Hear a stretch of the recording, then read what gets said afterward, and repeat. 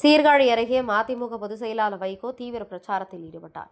மயிலாடுதுறை மாவட்டம் சீர்காழி தொகுதி திமுக கூட்டணி மதிமுக வேட்பாளர் செந்தில் செல்வனை ஆதரித்து இரண்டாம் கட்டமாக சீர்காழி தொகுதிக்கு உட்பட்ட மங்கைமடம் வருஷபத்து திருமலைவாசல் பகுதியில் மதிமுக பொதுச் செயலாளர் வைகோ பிரச்சாரம் மேற்கொண்டார்.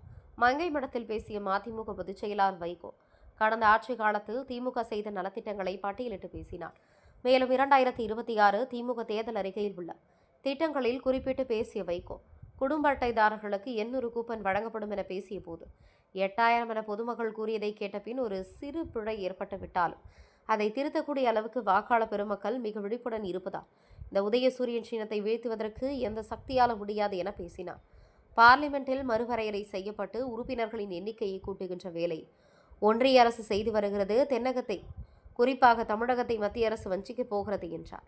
காரணம், நாம் குடும்ப கட்டுப்பாட்டை தொடக்க காலத்திலிருந்து கடைபிடித்து வருகிறோம். இது வட மாவட்டங்களில் கிடையாது. இதனால் ஜனத்தொகை அடிப்படையாக வைத்து எம்பிக்களின் எண்ணிக்கை அதிகப்படுத்தி நம்முடைய ஆதரவு இல்லாமலேயே ஆட்சி அமைப்பார்கள், கொடுமை செய்வார்கள் என்றார். பொங்கி எழுந்து எங்களுக்கு உங்களுடைய தலைமை தேவையில்லை என்ற முடிவுக்கு வருங்கால வாலிபர்கள் வருவார்கள். என்னுடைய வலிமையான வாலிபர்கள், வேகமான இளைஞர்கள் முடிவெடுக்கக்கூடிய காலம் வரும். தமிழகத்தின் வாழ்வாதாரங்களை காவு கொடுத்துவிட்டு கொத்தடிமை வேலை செய்கின்ற எடப்பாடி பழனிசாமிக்கு, அவர் அடிமை சேவகம் செய்கிற பாரதிய ஜனதா கட்சிக்கு தமிழகத்தில் இடம் கிடையாது என்பதை இந்த தேர்தல் நிர்ணயிக்கும் என பேசினார். சீர்காழி செய்திகளுக்காக சாமி பத்மநாபன்.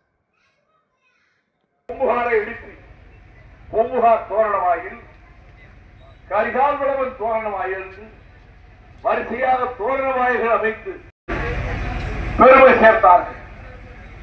உலகத்திலேயே எது பழமையான நகரம் என்று ஆராய்ச்சியாளர்கள் சொல்லுகிற போது டைகிரிஸ், யூப்ரடிஸ் நதிகளுக்கிடையிலே இருக்கின்ற அன்றைய சுமேரிய நாட்டின் தலைநகரமாகிய பாபிலோன் தான் உலகின் பழமையான நகரம், 5000 ஆண்டுகளுக்கு முந்தைய நகரம் என்று அதுவரை சொல்லி வந்தார்கள்.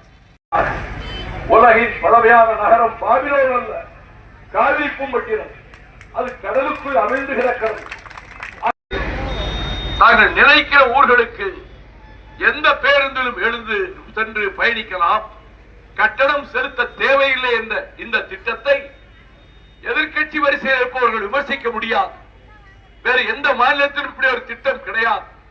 வறுமையின் காரணமாக, இல்லாமை போதாமை காரணமாக வேலைக்கு சென்றால் தான் 3 வேளை உணவருந்த முடியும் என்ற இளமையில் இருக்கக்கூடிய ஏழை எளிய மக்களின் வீடுகளில் பிள்ளைக்கு பள்ளிக்கூடம் அனுப்புவதற்கு முன்பு சிற்றுண்டி வழங்க வழியில்லையே என்று கவலைப்படக்கூடும், அவர்கள் வேதனைப்படக்கூடும் என்று எண்ணித்தான் நம்முடைய மாண்புமிகு முதலமைச்சர் அவர்கள் அந்த சிறு சின்னஞ்சிறு பிள்ளைகள் பள்ளிக்கூடத்துக்கு வருகிற போதே அவர்களுக்கு அருமையான காலை சிற்றுண்டி வழங்குகிற காலை உணவு திட்டத்தையும் அவர் அறிவித்தார். இது 2 லட்சம் உழவர்களுக்கு இலவச மின் இணைப்பு அறிவித்ததோடு 1,31 லட்சம் பெண்களுக்கு 3 மாத கால உரிமை தொகையான 3000 ரூபாயும் கோடைகால சிறப்பு தொகையாக 2000 ரூபாயும் சேர்த்து 5000 ரூபாயை அவர்களது வங்கி கணக்கிலே செலுத்திய முதலமைச்சருடைய சாதனைகளை சொல்லித்தான் உதயசூரியனுக்கு இங்கே வாக்கு கேட்டுக் கொண்டிருக்கிறேன். எல்லாம் நம்முடைய தாய்மார்கள் நெஞ்சமெல்லாம் குளிர்ந்தது. என்ன அப்படி அற்புதமான திட்டம்! இல்லத்த அரசிகளுக்கு 800 ரூபாய்க்கு கூப்பன், 8000 ரூபாய்க்கு கூப்பன். அந்த 8000 ரூபாய் கூப்பனை வைத்துக் கொண்டு எவ்வளவு விழிப்பாக இருக்கிறார்கள் பாருங்கள். ஒரு சிறு பிழை ஏற்பட்டு விட்டால் கூட அதை திருத்தக்கூடிய அளவுக்கு வாக்காளர் பெருமக்கள் இவ்வளவு விழிப்புணர்வோடு இருக்கிற போது இந்த உதயசூரியனை வீழ்த்துவதற்கு எந்த சக்தியாலும் முடியாது என்பதை நான் நெஞ்சிலே எண்ணி பூரிக்கிறேன்.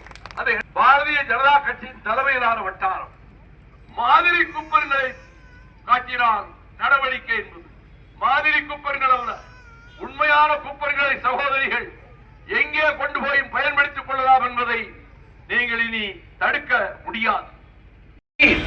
அவர்கள் கொண்டு வருகிற திட்டத்தில் 543 எம்பிக்களாக இருக்கக்கூடிய லோக்சபாவில் அவர்கள் 888 எம்பிக்கள் அமர்கின்ற இடமாக ஆக்கப் போகிறார். மறுவரை செய்து இந்த தென்னகத்தையும் குறிப்பாக தமிழகத்தையும் மத்திய அரசு வஞ்சிக்க போகிறது. இந்த கொடுமை நடக்கத்தான் போகிறது.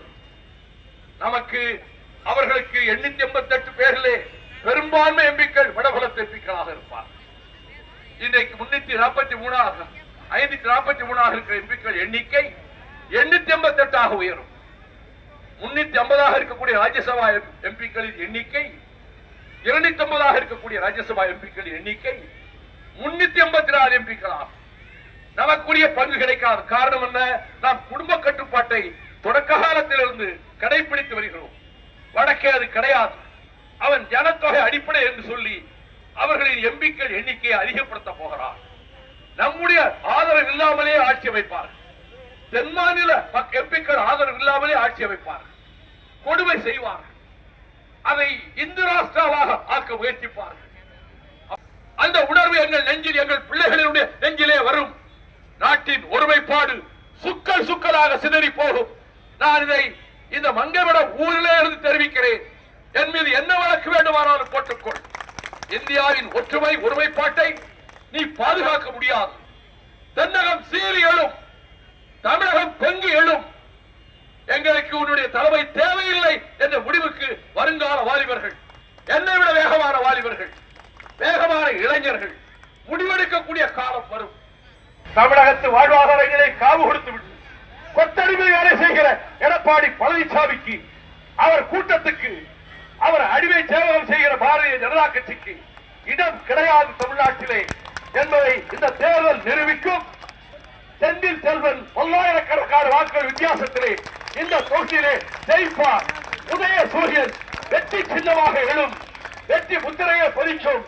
ஒருவரும் மே 4ஆம் தேதி வாக்குகள் எண்ணப்பட்டதற்கு பிறகு தொடர்ந்து தமிழகத்தினுடைய குற்ற காவலராக முதலமைச்சராக நீடிக்கப் போகிறவருமான ஆர்வி சகோதரர் தளபதி ஸ்டாலின் அவர்களினுடைய வேட்பாளராக உதயசூரியன் சின்னத்தில் போட்டியிடுகிற ஆர்வியின் தம்பி வழக்கறிஞர் செந்தில் செல்வன் அவர்களுக்கு உங்கள் நல்லாதவே தர வேண்டும் என்று வேண்டுகோள் விடுக்கின்ற இந்த நிகழ்ச்சியில்